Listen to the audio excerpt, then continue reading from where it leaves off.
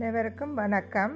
இன்றைக்கு நான் செய்து காட்ட போகிறது பைனாப்பிள் வித் பெக் ஸ்ரிம் நூடுல்ஸ் உண்டு. தேவையான பொருட்கள் என்னென்னு பார்ப்போம். இறால் எடுத்து க்ளீன் பண்ணி உடைச்சி 1 டீஸ்பூன் மஞ்சள்தூள், 1 டேபிள் ஸ்பூன் மிளகாத்தூள், 1½ டீஸ்பூன் உப்பு எல்லாம் போட்டு மேரினேட் பண்ணி ஒரு மணி அதுக்கிட்ட வச்சுருந்தேன். நான் இதை நாங்கள் பேக் பண்ணணும்.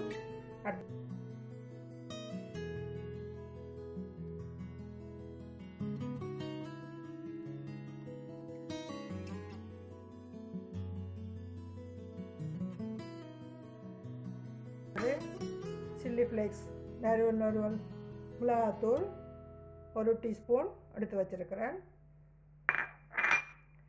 தேவையான அளவு உப்பு நாங்கள் போடுறதுக்கு டேஸ்ட்டுக்கு பார்த்து போடுவோம். 3 முட்டை எடுத்து வச்சுருக்கிறேன். மற்றது எண்ணெய்,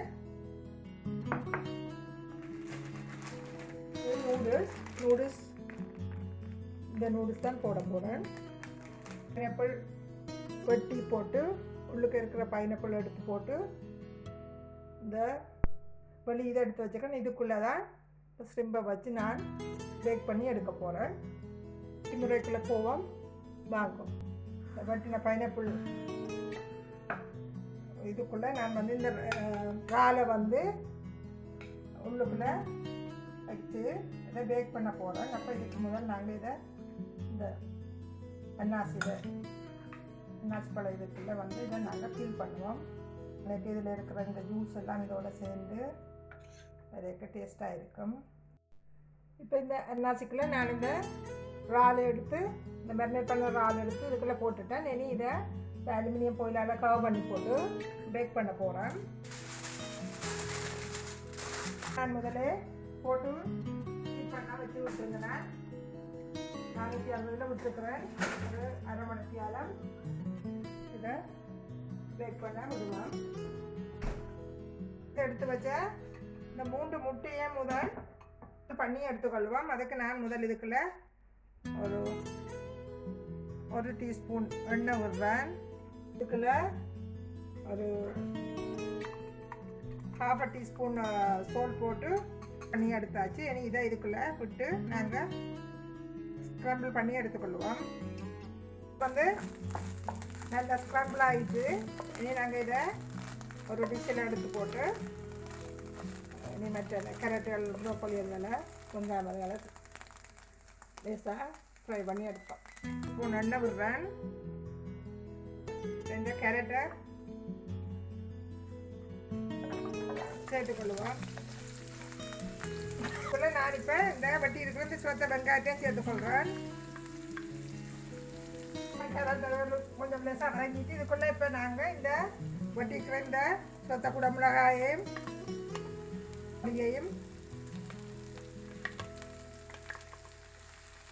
சேர்த்து ஃப்ரை பண்ணுவோம். கொஞ்சம் இதுக்குள்ளே நான் இப்போ கொஞ்சம் உப்பு ஒரு பிஞ்சளவு போட்டு இந்த சொற்சொல் மிளகாயையும் இதுக்குள்ளே இப்போ நான் சேர்த்துக்கொள்கிறேன். இந்த ப்ரோக்கோலி கேரட்டுகள் எல்லாம் கொஞ்சம் ஃப்ரை ஆகி வந்து கொண்டிருக்கு. இப்போ ஓவனில் வச்சு இந்த ஜூஸியாக வந்து அவிஞ்சிருக்குது. இதை லேசாக எண்ணெயில் நாங்கள் பொரிச்செடுப்போம். இப்போ ஆல்ரெடி இது பேக் பண்ணி இந்த அன்னாசிக்குள்ளே வச்சு பேக் பண்ண ஸ்லிம் லேசாக நான் எண்ணெயில் தம்பி இதை பொரியை விட்டுட்டு நான் இதுக்குள்ளே இந்த பேக் பண்ணி வந்த இந்த அன்னாசியில் அந்த ஜூஸை இதுக்குள்ளே நான் சேர்த்துக்கொள்கிறேன்.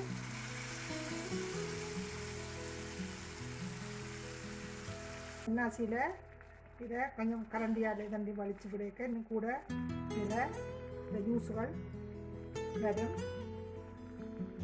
அதில் இருக்கிற பழங்களும் உரப்பெல்லாம் சேர்ந்து வரும். இனிப்பும் கலந்திருக்கும், உப்பு எல்லாம் கலந்திருக்கும். இந்த இறால் வந்து அன்னாசியோடு சேர்ந்து அவிஞ்சி வந்த ஜூஸ் வந்து ஒரு சோஸ் மாதிரி நான் இதுக்குள்ளே கலந்துருக்கிறேன். இனி நாங்கள் லேசாக சூடாகிட்டு இனி நாங்கள் இதை நூடுல்ஸுக்குள்ளே கலந்து பரிமாறிக்கொள்வோம். அவிச்சு எடுத்து வச்சுருக்கிற நூடுல்ஸ் இதுக்குள்ளே நாங்கள் எடுத்து பொரித்து வச்சுருக்கிற இதெல்லாம் கலந்து கொள்வோம். நான் இதுக்குள்ளே இந்த ஸ்க்ரம்பிள் எக்கை சேர்த்துக்கொள்கிறேன். நாங்கள் பொரித்து இந்த லேசாக எண்ணெயில் ஃப்ரை பண்ணி எடுத்த மரக்கறிகளையும் வெங்காயத்தையும் சேர்த்துக்கொள்கிறேன். இந்த பேக் பண்ணிவிட்டு லேசாக பொரித்து போட்டு அந்த சோஸோடையும் விட்டு எடுத்து வச்சு இந்த ஸ்ரீம்பையும் இந்த சோஸையும் இதுக்குள்ளே நாங்கள் ஊற்றி நாங்கள் மிக்ஸ் பண்ணுவோம்.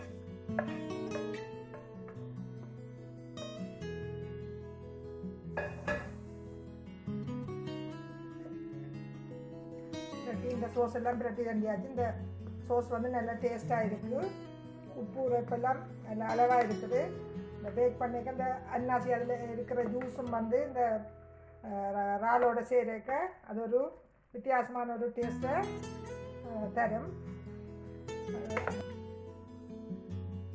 வீடியோ உங்களுக்கு பிடிச்சிருந்தா லைக் பண்ணுங்க, ஷேர் பண்ணுங்க, கமெண்ட் பண்ணுங்க, சப்ஸ்கிரைப் பண்ணுங்க. நன்றி, வணக்கம்.